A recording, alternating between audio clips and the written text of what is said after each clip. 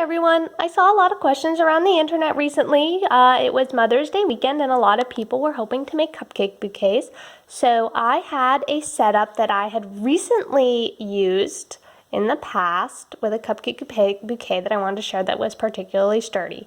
Now this isn't my original idea. I found it online, but I think a lot of people are still out there looking. So what I did was I went and got a ceramic vase or pot from Michael's and a half sphere, a styrofoam ball that sits right on top. I bought them together at the same time, so I found my pot and then I found a ball that sat so that the edges met the edge of the vase. And this is important because once I got home, I filled this with crumpled up newspaper so that the half sphere would sit nicely on top of it, but then I sealed the edges with a hot glue gun.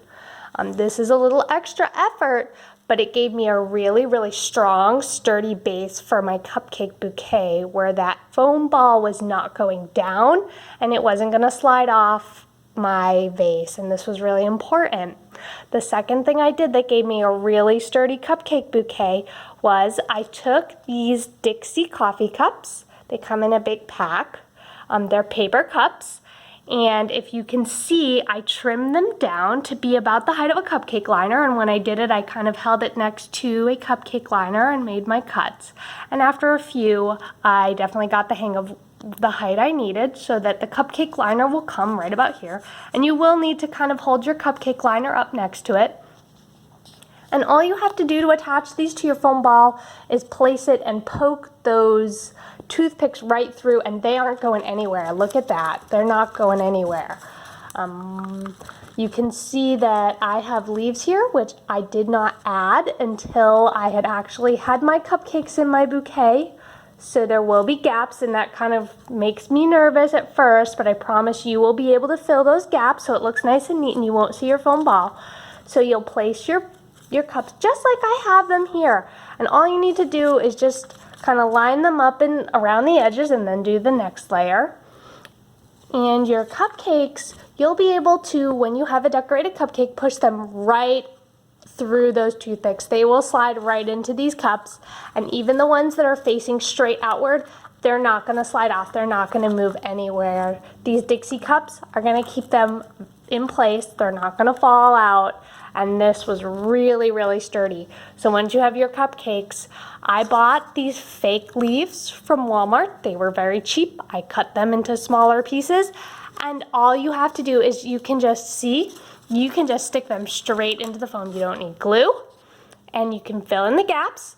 I bought some of these for variety, and I found it looked a lot more natural and a lot more real than tissue paper, which I've seen elsewhere, but I really prefer the leaves for a nicer look, and you can see my finished product on my website, littledragonbaking.com, or my Instagram page for what that looks like with the cupcakes in this. If you want, you can finish it off with a nice ribbon. It really adds a finished look. I also glued this on with hot glue. Otherwise, it will probably fall down and slip. So I would recommend being very careful if you're going to glue that on. So hopefully this kind of gives you an idea for those of you who are wondering how to have a really sturdy setup. I don't know if you've seen this around. I know there's a few different ways people do it, but I really prefer the paper cups as opposed to plastic. It is a little more expensive to do it this way. So if you're making a lot, this might not be your best option. And you know, the hot glue gun is not something for the faint of heart. But I found it was really easy to get these Dixie cups on once I had them trimmed. And I felt really comfortable sliding my finished cupcakes right into these cups. So it really does make the assembly part a lot easier. So I hope this helps someone out there. And like I said, if you would like to see the finished cupcake bouquet, I do have that online on my Instagram or my website. So be sure to check that out and let me know if you have any questions.